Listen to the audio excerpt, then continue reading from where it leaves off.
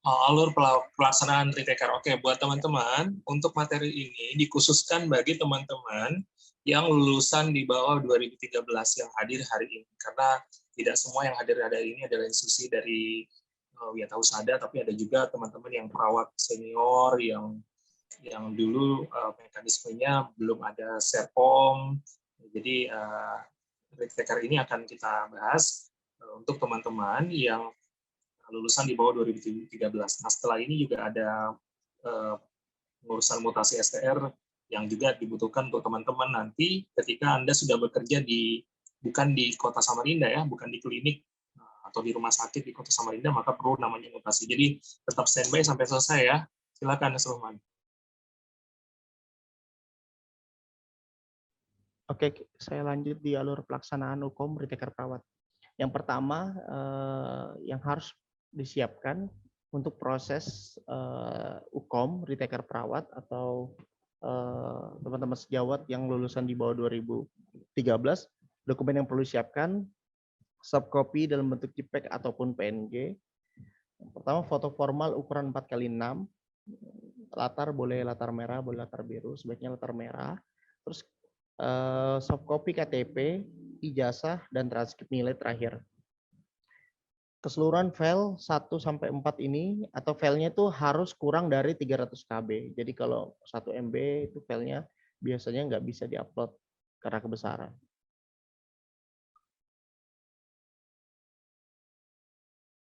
Nah, pendahuluan UKOM khusus retaker ini dilakukan secara online ya Bapak Ibu. Jadi di mana setiap peserta akan dinilai kemampuan dan kompetensinya dengan menjawab soal yang telah disusun. Soal-soal UKOM online ini dikerjakan secara serentak dan bersamaan di tempat peserta masing-masing sesuai jadwal. Sebelum menghadapi UKOM, khusus bagi Bapak Ibu retaker ya, peserta wajib menjalani persiapan dengan belajar melalui modul dan latihan soal. Jadi salah satu kewajibannya itu adalah belajar melalui modul dan latihan soal. Seperti itu. Nah, untuk alur pelaksanaan hukum retaker perawat sendiri, yang pertama tadi saya sudah sampaikan dokumen yang harus disiapkan. Terus pendaftaran peserta UKOM mengisi form pendaftaran online di learning.ppni_ina-ina.org. Jadi pendaftaran peserta UKOM, calon peserta UKOM mengisi form pendaftaran online di learning.ppni_ina.org. Nanti di akhir kalau mau panduannya nanti saya bisa kirim juga. Nah, hanya saja sekedar informasi, Hukomnas ini yang periode 2 di tahun 2021 sebenarnya udah selesai.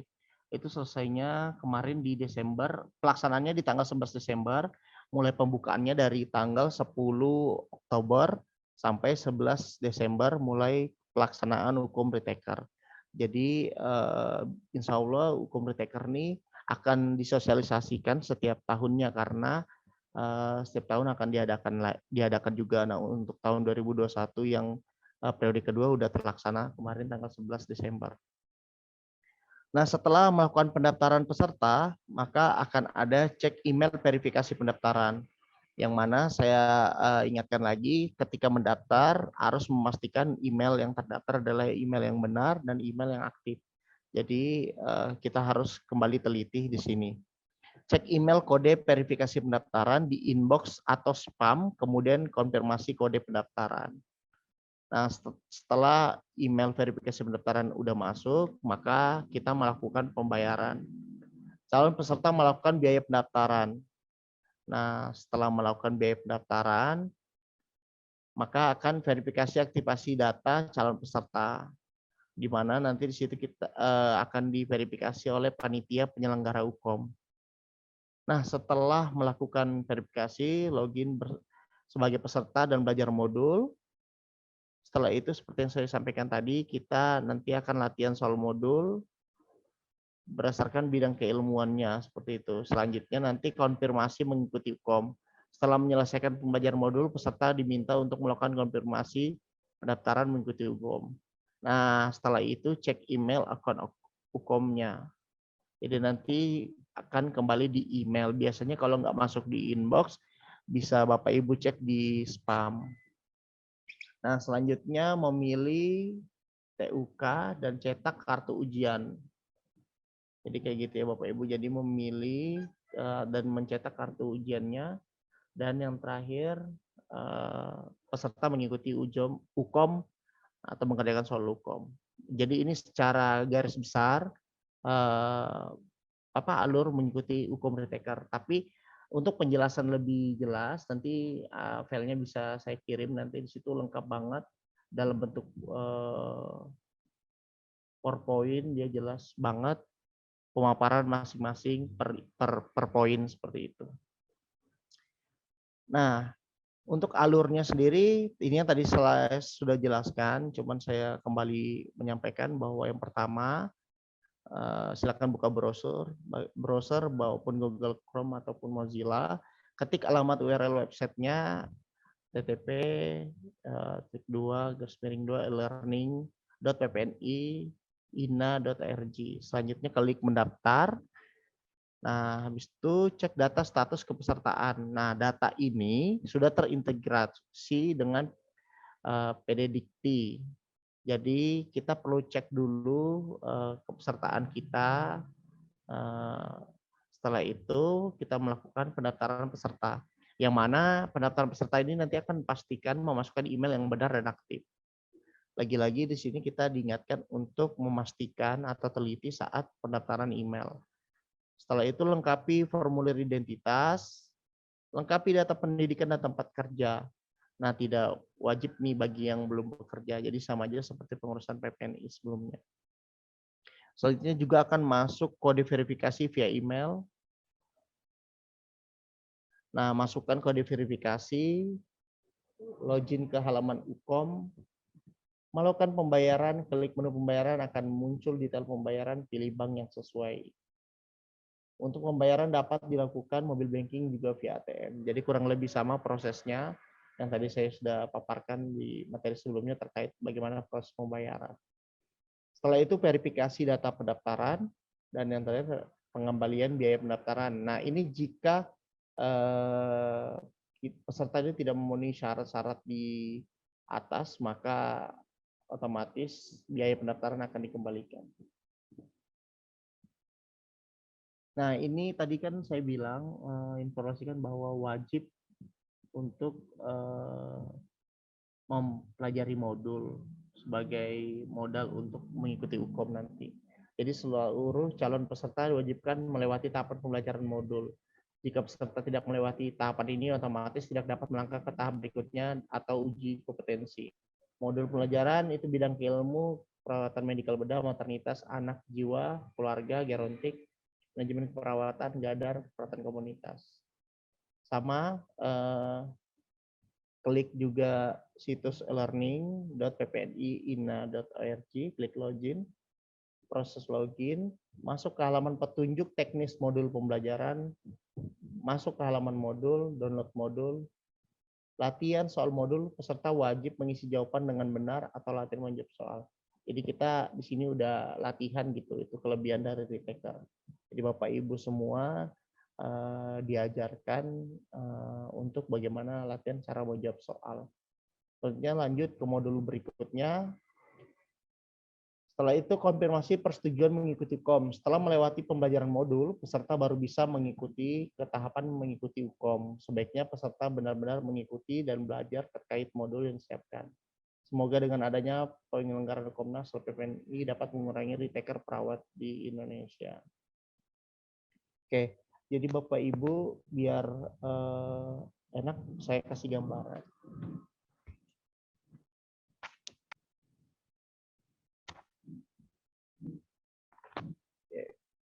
Jadi ini yang panduannya Komnas kemarin yang periode kedua yang tadi saya bilang tanggal 11 Desember udah terlaksana. Nah, ini alurnya, pendaftarannya, ini secara gambarannya biar lebih mempermudah. Nanti di situs di sini ada klik daftar, kita klik. Setelah itu cek data status kepesertaan, ini perlu diisi semua oleh Bapak Ibu. Jadi pastikan masukkan email dengan benar, masukkan nomor KTP dengan benar, jenjang pendidikan, nomor perguruan tinggi, program studi, tahun kelulusan. Setelah itu jangan lupa beri tanda checklist dengan keterangan saya menyatakan bahwa data saya adalah benar dan saya menyetujui apabila terjadi kesalahan. Saya isikan adalah di luar tanggung jawab dan didiskualifikasi. Setelah itu, nanti notifikasi data ditumpukan di role PPDikti. Bagi peserta yang data pesertanya tidak ditemukan di PPDikti, tidak dapat melanjutkan ke tahap selanjutnya, sistem akan memberikan notifikasi seperti gambar di atas. Jadi perlu dipastikan bahwa nomor induk mahasiswa dan tahun lulus Bapak Ibu semua benar sesuai dengan tempat jenjang pendidikannya atau nama perguruan tinggi. Karena kampus-kampus kan pasti udah terhubung dengan PPDikti, hanya saja terkadang itu keliruan di nomor induk mahasiswanya saat masih berkuliah seperti itu. Nah, ini untuk alurnya kita lengkapi lagi formulir identitas seperti nama, tempat lahir, tanggal lahir, jenis kelamin, yang mana sebenarnya itu secara otomatis terisi dari proses integrasi di awal. Nah, file semua itu maksimal 300 KB dan sebaiknya dibawa dari 300 kilobyte seperti itu. Masukkan alamat, provinsi, kabupaten, atau kota, kecamatan, kelurahan, dan segala macam. Terus masukkan nomor KTP, klik tombol selanjutnya. Perlu saya ingatkan lagi, usahakan dan harus filenya di bawah 300 KB. Nah, lengkapi data pendidikan dan tempat bekerja. Jika tidak memiliki tempat bekerja, maka tidak perlu dilengkapi untuk tempat pekerjaannya. Ini untuk di sebelah ini adalah institusi pendidikan tempat kuliahnya terakhir seperti itu. Karena di sini juga harus mengupload file ijazah dan transkrip nilai. Filenya itu boleh JPEG atau PNG dan maksimal size-nya sekali lagi 300 kilobyte.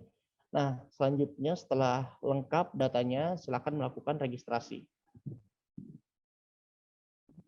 Nah, setelah melakukan verifikasi, maka akan muncul 6 digit dengan variasi angka dan huruf.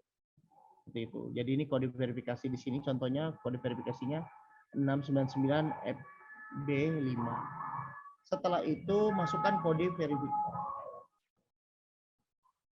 Setelah itu masukkan kode verifikasi email lalu kirim. Ini tadi 699 FB5 langsung klik kirim dan masukkan email dan password lalu login. Nah, setelah itu lakukan pembayaran. Jika belum melakukan pembayaran maka harus dipastikan dulu maka tidak bisa lanjut di poin selanjutnya, maka harus memastikan lakukan pembayaran. Setelah itu, pilih salah satu channel virtual account bank pembayaran, lalu klik tombol lakukan pembayaran. Dia berniaga juga. Terus catat nomor virtual account di atas dan segera lakukan pembayaran sesuai nama bank, nomor virtual account, dan nominal yang tertera di atas. Batas pembayaran itu 1 kali 24 jam dari sekarang. Jadi saat udah keluar nomor virtual account-nya, maka pembayarannya hanya 1 kali 24 jam. Lebih dari itu biasanya nomor virtual account-nya sudah nggak bisa digunakan. Seperti itu. Ini juga sebelumnya dikasih tahu nih cara pembayaran. Ini pakai via mobile banking. Mobile banking mandiri nih ya, contoh yang ditampilkan. Pembayaran melalui ATM BNI.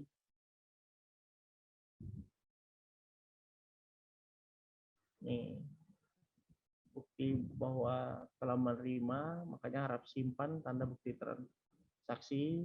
Jangan lupa segala urusan yang berhubungan dengan pembayaran itu filenya harus disimpan, baik dalam bentuk struk, jika tidak bisa ya baik dalam bentuk foto, file seperti itu. Nah, selanjutnya akan ada verifikasi data pendaftaran. Setelah melakukan pembayaran panitia, penyelenggara UKOM melakukan verifikasi ke calon peserta. Selanjutnya peserta dapat login sebagai peserta. Ini untuk segala informasi terkait apa yang dibingungkan, itu di situ disediakan efek ya. Jadi teman-teman Bapak Ibu semua bisa membaca. Contohnya seperti bagaimana jika saya tidak terdaftar di Dikti, di situ dijelaskan, di situ dipaparkan, di situ e-learning itu ya. Jadi bisa tinggal kita klik dan kita baca. Nah, ini untuk alur pembelajaran modul bisa Bapak Ibu semua baca ya. Nanti bagi yang membutuhkan nanti boleh kita share alur pembelajaran modulnya, alur panduannya untuk Ukom Retaker. Sekali lagi saya informasikan bahwa Retaker periode kedua ini sudah terlaksana di tanggal 11 Desember.